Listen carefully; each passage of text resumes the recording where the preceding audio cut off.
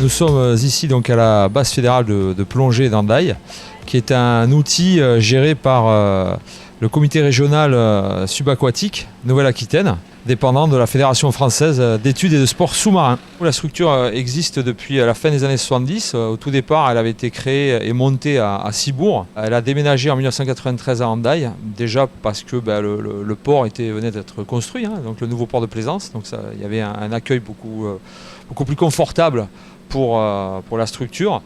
Et alors la Nouvelle-Aquitaine a décidé d'installer sa structure sur la côte basque parce que les fonds nous permettent d'accéder rapidement à nos besoins, donc de 0 jusqu'à 40 mètres, assez rapidement et avec des conditions de mer tout à fait correctes et idéales.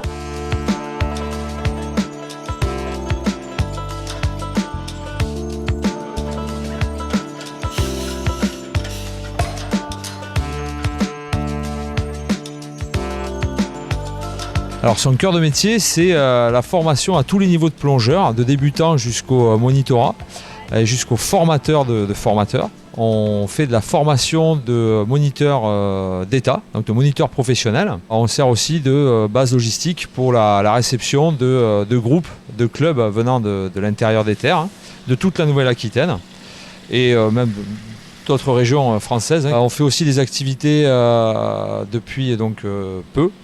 Formation hyperbar, donc formation de plongeurs professionnels à destination d'un public se destinant à faire de l'archéologie sous-marine, de la biologie sous-marine, de la photo, de la vidéo ou pour des soigneurs animaliers, etc. Donc tous les métiers qui demandent à faire de la plongée.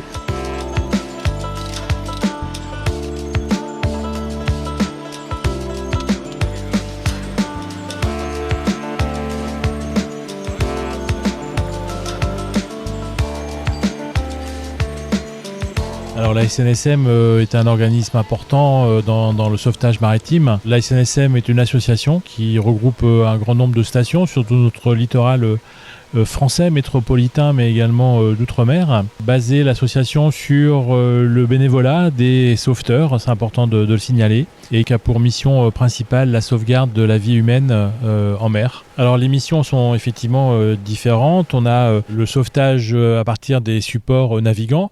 On a aussi tout ce qui va engager des sauveteurs dans le milieu, dans l'eau. On a un premier niveau qui est le SNB1 qui consiste à aller secourir à travers un parcours de nage ou d'accès de surface à une personne qui peut se trouver en difficulté. Et puis ce que l'on appelle le SNB2 qui est le sauvetage subaquatique qui va engager des plongeurs dans des missions de sauvetage de type colmater une voie d'eau sur un bateau. Ça peut être aussi secourir une personne qui est dans une coque retournée, et ça arrive de plus en plus souvent. Ça peut être aussi désengager des bouts dans une hélice de bateau, et le bateau entravé peut présenter aussi de ce fait-là un danger pour son équipage.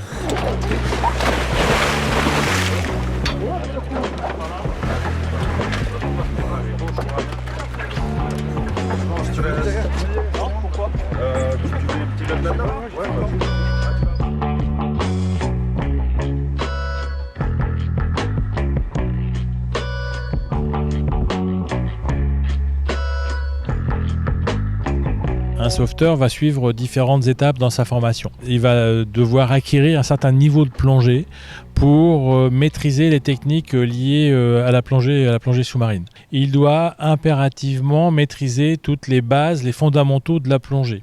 Il n'est pas là pour qu'on lui apprenne à plonger, ça doit être acquis auparavant. Ensuite, l'étape importante, ça va être sa formation initiale. Sur un stage que l'on dispense, il va apprendre à évoluer en sécurité déjà pour lui, évoluer en sécurité pour ses équipiers, et puis maîtriser des gestes qui seront des gestes qu'on pourrait dire professionnels pour les techniques de sauvetage. Donc là, ils sont sur ce week-end, ils sont en stage de ce qu'on appelle recyclage, donc formation continue, où on va vérifier pendant ce week-end si effectivement toutes ces compétences sont toujours maîtrisées. On les a mis en situation sur une assistance et un sauvetage d'un équipier en difficulté. Il est hors de question, bien sûr, de laisser quelqu'un sous l'eau sans pouvoir être capable de le remonter à la surface.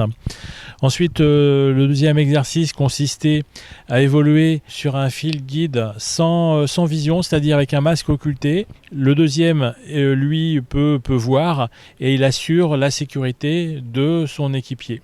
Donc il y a tout un code aussi de communication qui est mis en place. Et puis troisième exercice aussi qui avait comme objectif de pouvoir vérifier leur organisation et puis la préparation de l'exercice. C'était un exercice basé sur des techniques de recherche.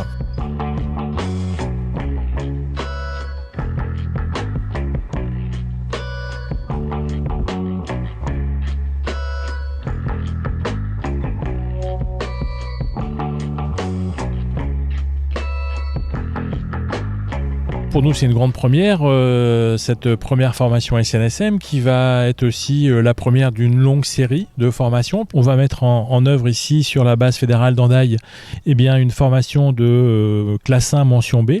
C'est nouveau puisque on a obtenu une certification qui nous permet de délocaliser notre plateau technique principal qui est sur Trébordin, donc ici sur Hendaye. Et donc maintenant pour la Côte Basque, on va pouvoir proposer des formations à toute personne qui souhaite acquérir une des qualifications que l'on vient d'évoquer. Il y a des aides de l'État et de collectivités, mais la part de dons est essentielle dans le bon fonctionnement de la SNSM, puisque c'est aussi grâce à ces dons que la SNSM peut investir sur des équipements, sur des bateaux, sur de la formation aussi. Donc ces éléments sont importants pour justement que l'ensemble des missions soient assurées aussi en toute sécurité pour les sauveteurs. Dans notre fonctionnement, c'est la saison prochaine l'arrivée d'un nouveau bateau pour compléter notre flotte qui va être construit à partir de la fin du mois et qui va être équipé pour pouvoir développer la plongée handi, notamment avec un accueil des personnes en situation de handicap pour promouvoir la plongée auprès de ce public et leur faciliter l'accès à la mer grâce à un bateau spécialement conçu pour eux. Donc ça va être la nouveauté pour nous 2021 et de nouveaux projets à destination de ce public-là.